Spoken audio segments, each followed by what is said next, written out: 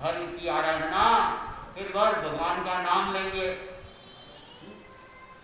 ये सोचकर अपने समय को बिताते जाते हैं। अभी तो धर्म करने का समय नहीं है, अभी तो खाने पीने का समय है, मौज मस्ती का समय है, घूमने फिरने का समय है। तो उन लोगों की धारणा रहती कि बुढ़ापा आएगा तब धर्म करेंगे, लेकिन पता नहीं बुढ़ापा आएगा या नहीं आएगा, या बुढ़ापा से पहले ही यमदूत का बुलावा आएगा, कुछ कहा नहीं जा सकता, क्योंकि काल का कोई भरोसा नहीं। भगवान महावीर से जब पूछा गया कि धर्म करना चाहिए, तो तीर्थंकर प्रभु की वाणी, आगम वाणी में आता है कि जरा जाव न पीले ही वाई जाव न वड्डई जाविंद्या न हायंती ताव धम्मम समाये, कि जब तक जरा यानी बुढ़ापा, जब तक बुढ़ापा न आ जाए, जब तक बुढ़ापा पीड़ित न करे, वायु जाऊन वड्डई, और जब तक व्याधि शरीर के अंदर प्रवेश नहीं कर ले, जब तक कोई बीमारी नहीं आए, जाविद्या न हायंती, जब तक ये इंद्रिया क्षीण नहीं हो जाए, कमजोर नहीं हो जाए, ताव धम्मम समाये, तब तक धर्म की आराधना कर लेनी चाहिए।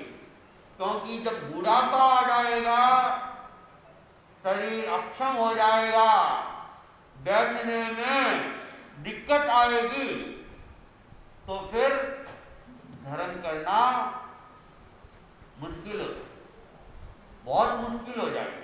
जहां दृढ़ भावना हो वहां तो फिर धर्म की आराधना फिर भी हो जाएगी। और जो व्यक्ति ये सोचते सोचते आता है कि बुढ़ापे में करेंगे, बुढ़ापे में करेंगे, वो व्यक्ति बुढ़ापे में भी नहीं कर पाता। वो देखता है बैठ नहीं सकता हूँ, दिक्कत होती है, खड़े होने में दिक्कत होती है, अब क्या करूं, अब कैसे करूं। लेकिन अनेक बूढ़े व्यक्तियों को भी देखते हैं, शिशुदा में देखते हैं, और स्वयं दीक्षार्थिनी बहन हीना के नाना जी को देखते हैं, हीरालाल जी जो सामने बैठे हैं। चलने में काफी कठिनाई है, और ये सिसोदा का रास्ता भी उतार चढ़ाव भरा रास्ता है, लेकिन फिर भी दिन में 1 बार 2 बार दर्शन करने के लिए व्याख्यान में आ जाते। ऐसे अनेक व्यक्ति है जो अवस्था प्राप्त है, हम देखते हैं बड़ी कठिनाई से आते, लेकिन उनकी श्रद्धा, उनकी भक्ति और उनकी धर्म की जो भावना है वो उनको लेके आ जाए। लेकिन ये तब होता है जब बचपन से ही वो व्यक्ति धर्म से जुड़ा हुआ रहता है, संस्कारों से जुड़ा हुआ रहता है, तब तो हो जाता है। और दूसरी बात कि जब बीमारी अगर शरीर में प्रवेश हो गया है, आप लोगों ने भी अनुभव किया होगा, किसी को 103-4 डिग्री का बुखार हो और कहते सामायिक करनी है, होती है क्या? किसी के भयंकर सिर के अंदर दर्द पैदा हुआ हो और कहते भाई तुम 10 मिनट माला फेर लो, तो वो 10 मिनट भी माला फेरना बड़ा मुश्किल हो जाए। तो बीमारी अगर आ गई है तब भी धर्म की आराधना नहीं होनी है, बुढ़ापा आ गया तब भी धर्म की आराधना नहीं हो गई है, और शरीर कमजोर हो गया है, हाथ पैर टूट रहे हैं, फिर कोई धर्म की आराधना की बात कहे तो तब भी धर्म की आराधना नहीं। इसलिए धर्म की आराधना करनी है तो भगवान कहते हैं कि जब तक स्वस्थ हो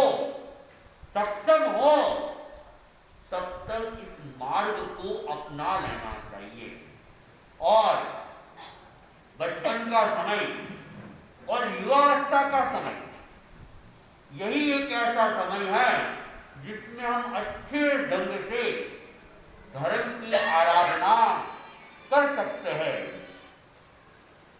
एक शायर ने भी कहा है, धर्म कर दुनिया में गाफिल, ये जिंदगी फिर कहां। धर्म कर दुनिया में गाफिल, ये जिंदगी फिर कहां। और जिंदगी भी रही तो ये जवानी फिर कहां। जिंदगी भी रही तो ये जवानी फिर कहां। और अगर ये जवानी बीत गई तो फिर धर्म की आराधना जिस रूप में होनी चाहिए हो नहीं सकती। इसलिए हम समय के महत्व को पहचानें। आज का ये दिन अपने आप में एक प्रेरणा का दिन। हम अनुमोदना के लिए उपस्थित है। हम अनुमोदना केवल दीक्षार्थी बहन की नहीं करें, बल्कि इनकी अनुमोदना के साथ साथ में हम अनुमोदना अपने आप की करें कि हम भी इस मार्ग को स्वीकार करें।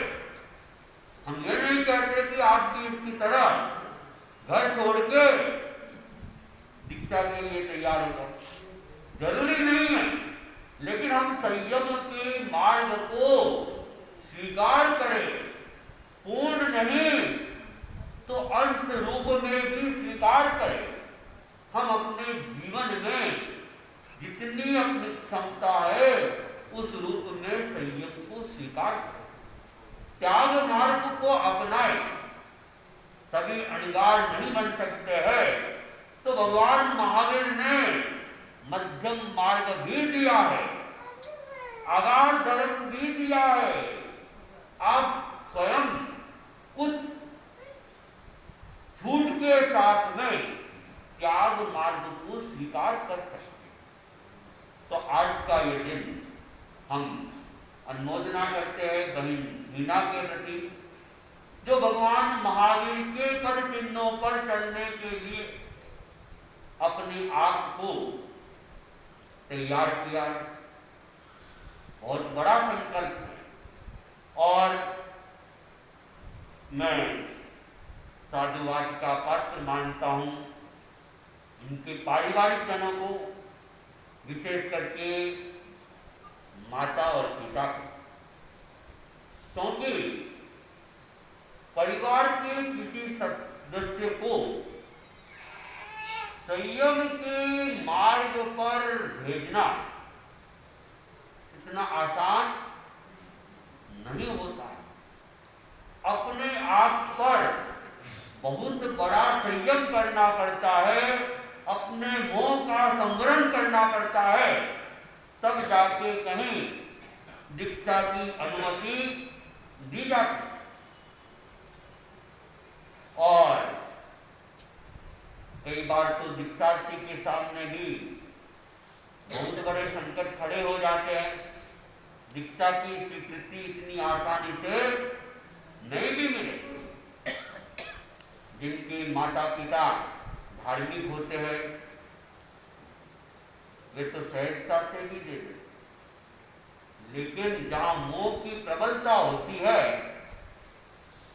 वहां दीक्षा की अनुभूति मिलना भी बहुत मुश्किल हो जाता है। और स्वयं मैं इसका भुगतभोगी हूं, क्योंकि लगभग 3 से 3.5 साल तक मुझे दीक्षा की अनुमतियां नहीं, और उस दीक्षा की अनुमति के लिए मैंने न जाने कितनी बार 28 की होगी, 6 किए होंगे, 7 किए होंगे, 9 किए होंगे, और उसके अलावा भी द्रव्य संयम वगैरह। लेकिन दोनों ओर से जिद थी। जिद अच्छी भी होती है, बुरी भी होती है। भगवान महावीर ने अनेकांत का सूत्र दिया है। अनेकांत की दृष्टि से हर चीज अच्छी भी है, हर चीज बुरी भी है। मैं भी जिद्दी, परिवार वाले भी जिद्दी, लेकिन अंत में मेरी जिद सफल हो गई और इस मार्ग पर आ गई। हुआ, अच्छा ही हुआ। परिवार वालों ने देरी कर गई, मैं समझता हूं वो भी अपने आप में अच्छा ही हुआ। हम हमेशा जो कुछ भी घटना होती है उसे विधायक रूप में, सकारात्मक रूप में, दोष उनका भी नहीं है, दोष तो हमारे अपने कर्मों का रहता है। जब हमने किसी जन्म में किसी को अंतराई दी होगी, हमारे भी अंतराई आ गई होगी, लेकिन मैं समझता हूं कि मेरे जो अंतराई लगी बहुत अच्छा हुआ। देरी हुई लेकिन फिर भी अच्छा हुआ कि मुझे एक इतिहास के साथ जुड़ने का एक शुभ अवसर मिल गया। अगर देरी नहीं होती तो वो इतिहास भी नहीं बनता। देरी हुई और ऐसे समय में आज्ञा हुई कि स्वयं आचार्य महाप्रज्ञ जी अपने उत्तराधिकारी के हाथों से स्वतंत्र रूप से दीक्षा करवाना चाहते थे और पहले दीक्षा करवानी चाहते थे। और वो सौभाग्य मुझे प्राप्त हो गया कि आचार्य महाश्रवण जी के हाथों से पहली दीक्षा का एक अवसर मुझे मिला। और मैं सौभाग्यशाली मानता हूं अपने परिवार को कि 13 पंथ के 11 आचार्यों में से 2 आचार्यों ने मेरे ही परिवार के 2 सदस्यों को पहली दीक्षा प्रदान की। मेरे परदादा जी कालूमणि के हाथों से पहले दीक्षित थे और मैं आचार्य महाश्रवण जी के हाथों से पहला दीक्षित हूं।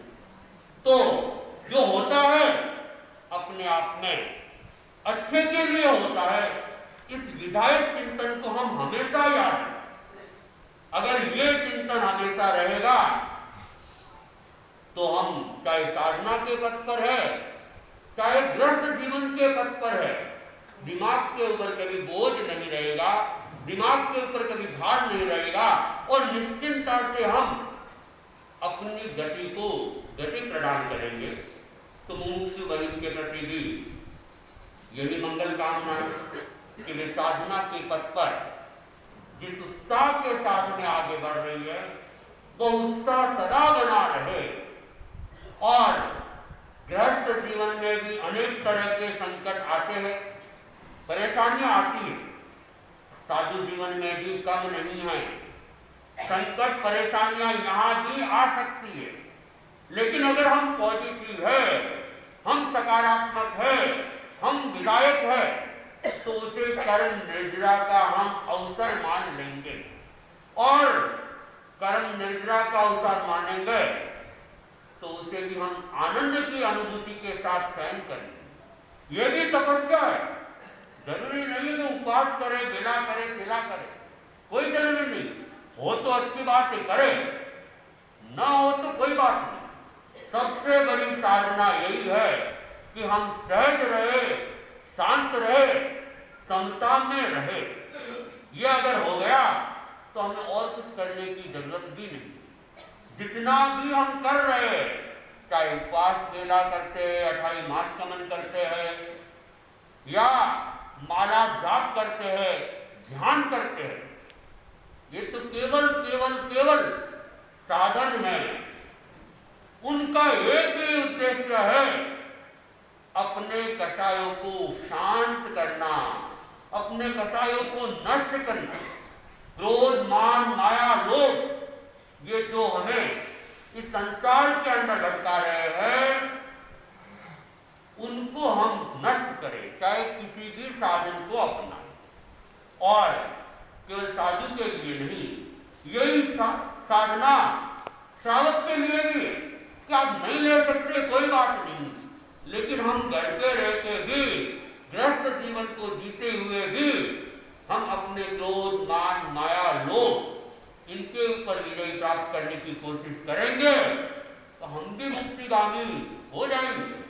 और गृहस्थ में रहते हुए भी माता मनुदेवा मोक्ष में, भरत चक्रवर्ती को केवल ज्ञान प्राप्त हो गया। और ऐसे बहुत सारे उदाहरण भगवान ने स्वीकृति दी है। विलिंगा सिद्धा, गृहस्थ अवस्था में भी गृहस्थ के लिंग में भी व्यक्ति सिद्ध हो सकता है, तो हम कहीं भी रहे धर्म को जीवन में अपनाएं, सबके लिए प्रेरणाएं, सबके लिए अनुमोदनाएं, सबके लिए मंगल कामनाएं, केवल दीक्षार्थी बहन के प्रति ही नहीं, सबके प्रति मंगल कामना है कि आप धर्म के मार्ग पर आगे बढ़े। और अभी अभी कुछ बोल रहे थे, पढ़ाई कर रहे, पढ़ाई नहीं होती, बेटा पढ़ाई नहीं क्या सिसोदा वालों के लिए? सिसोदा का हर घर मेरा अपना घर, जो भी मेरे पास आ गया वो मेरा अपना है। और जिस किसी घर में चला गया, जिस चीज की अपेक्षा कर ली, हर घर वाले तैयार हैं। फिर हम पराए कहाँ हैं? हमने तो एक घर को छोड़ के आए हैं और सारे संपूर्ण समाज को अपना घर बना दिया। इसलिए ये मत कहो कि हम पराया बना रहे, ये पराया नहीं बन रहे। ये एक घर को छोड़ के जा रही है पूरा जैन समाज ही नहीं, दूसरा समाज, वो भी हमारे अपने बन जाते हैं। और जहां भी जाते, यहाँ तो एक घर मिलता हमें, लेकिन हम जहां भी जाते घर ही घर तैयार, घरों की कोई कमी नहीं है, स्थान की कोई कमी नहीं है, सुख सुविधाओं की भी कोई कमी नहीं है। वो जमाना बीत गया जब संतों के सुख सुविधाओं की कमी रहती। अब तो श्रावक समाज सुख सुविधा जुटाने के लिए तैयार है। ये हमें सोचना है कि हमें उन सुविधाओं को लेना है या संयम में और आगे बढ़ना है। प्राप्त को छोड़ना ही संयम की साधना है। भगवान महावीर कहते हैं, वत्थ गंध अलंकार इत्थियो सैनानी अतंदा धेन भुंजंती नसे चाइत्य उच्च। कि जो कुछ हमें प्राप्त है, वस्त्र, मकान, भोजन, पात्र या सुख सुविधाएं, कमी इनके पास भी नहीं थी, कमी हमारे पास भी नहीं थी। लेकिन जो प्राप्त है उनको छोड़ना, यही तो वास्तव में त्याग है। त्याग इसी का नाम है। अगर किसी के पास है ही नहीं और वह त्याग करता है तो उस त्याग का कोई बड़ा महत्व नहीं। इसलिए संयम का मार्ग, ये त्याग का मार्ग, ये अपने आप में कोई ऐसा नहीं है कि दुख का मार्ग।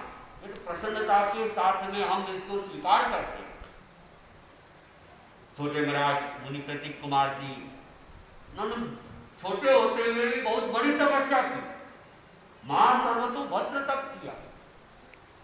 मैंने यहाँ 17 दिन की तपस्या कर ली। कोई कमी थोड़ी थी सिसोदा के अंदर, कोई कमी नहीं थी।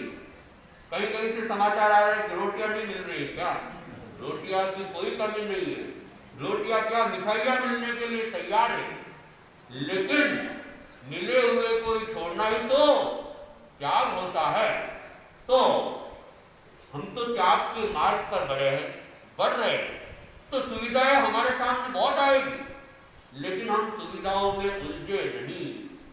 सुविधाएं तो हमें भटका सकती है, इसलिए सुविधा को ही प्राप्त करना था तो हम घर पे भी रह सकते थे, सक्षम थे। ऐसा नहीं कि कमा नहीं सकते थे, सब कुछ था, बुद्धि भी थी, सक्षमता भी थी, लेकिन फिर भी उस बुद्धि का उपयोग हमने कमाने में नहीं, कमाने में तो किया है, कर रहे, लेकिन वह कमाई अध्यात्म की कमाई थी। वह कमाई भगवान महावीर द्वारा बताए हुए मार्ग की। आचार्य भिक्षु की बुद्धि कम नहीं थी, नए पंथ का उद्घाटन ऐसे ही नहीं हुआ, और उन्होंने उस समय जो नियम मर्यादाएं बनाए आज भी वे सार्थक हो रहे। और आज भी तेरापन धर्म संघ को एक सूत्रता में बांधे हुए। तो ये आचार्य भिक्षु की बुद्धि का कमाल था। और जोधपुर के महामंत्री ने कह दिया था कि आपकी बुद्धि तो ऐसी है कि एक नहीं 10-10 राज्यों का शासन कर सकती है।